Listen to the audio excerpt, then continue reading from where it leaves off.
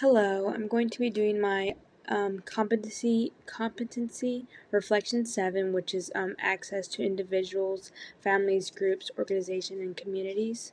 And I am doing my practicum with Southeastern Community Action Partnership, also known as SCAP. And so the first question here is just describe how you collect, organize, and interpret information from clients and I cannot ever pronounce words. Describe how you collect, organize, and interpret information from clients and constituencies.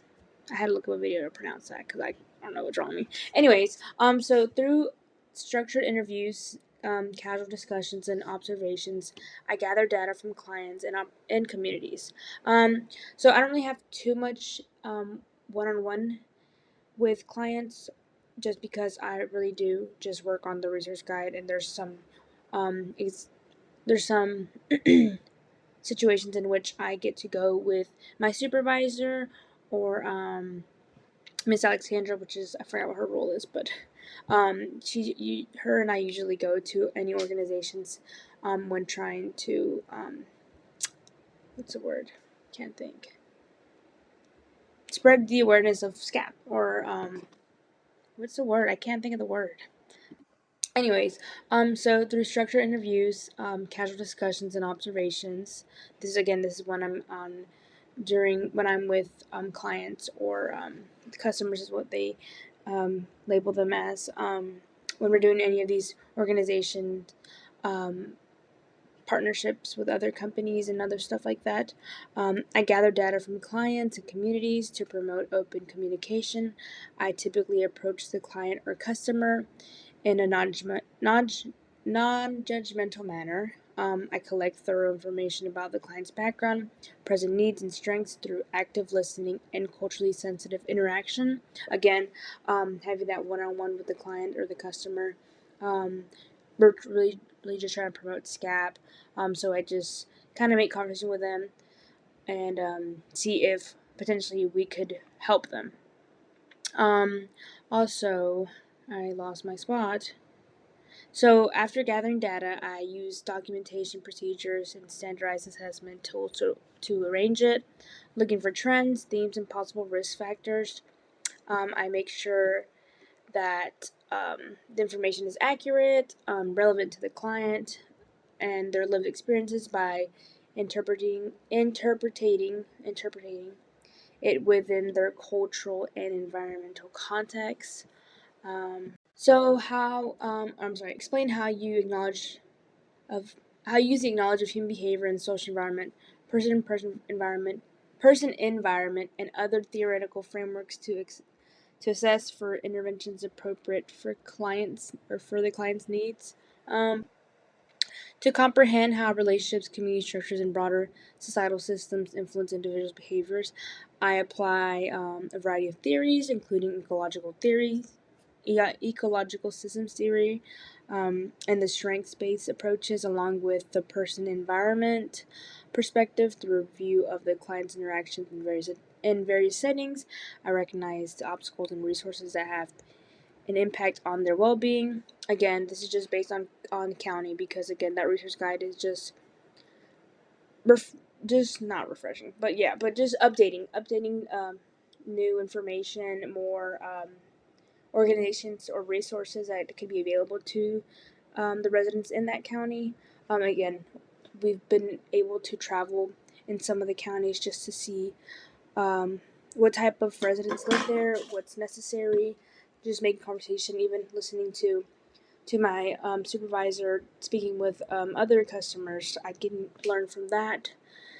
So by using a holistic approach, I am better able to identify the underlying causes of problems and choose appropriate approaches that take into account not only the person but also their larger surroundings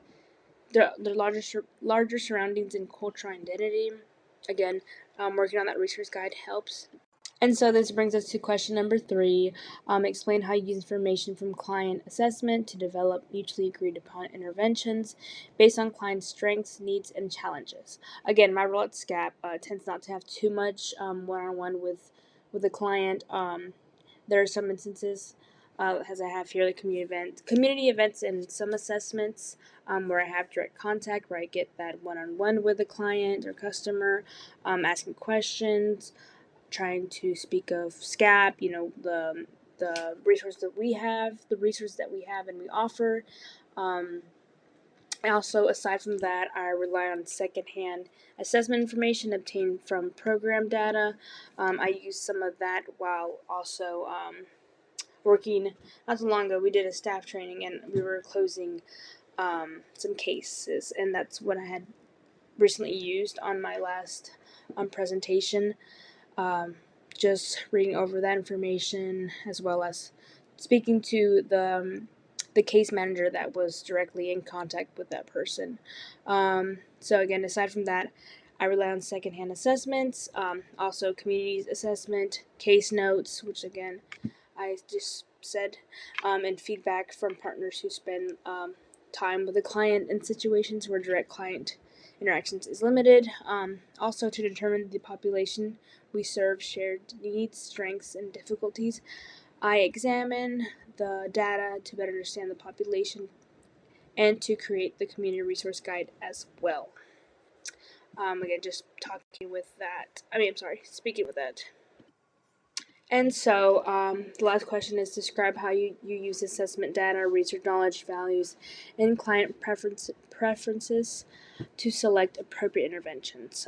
As part of my role, I frequently use data from indirect sources like staff insights, program data, and community needs assessments, and sometimes survey results to learn about the difficulties clients encounter and the resources they value most, along with recent studies and evidence based procedures.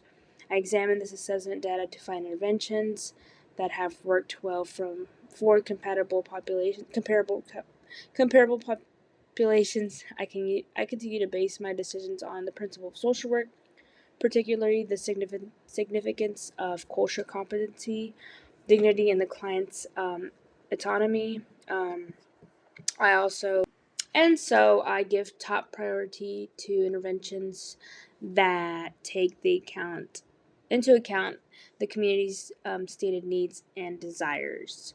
Um, and yeah, so thank you for watching this presentation. I'll see you in class.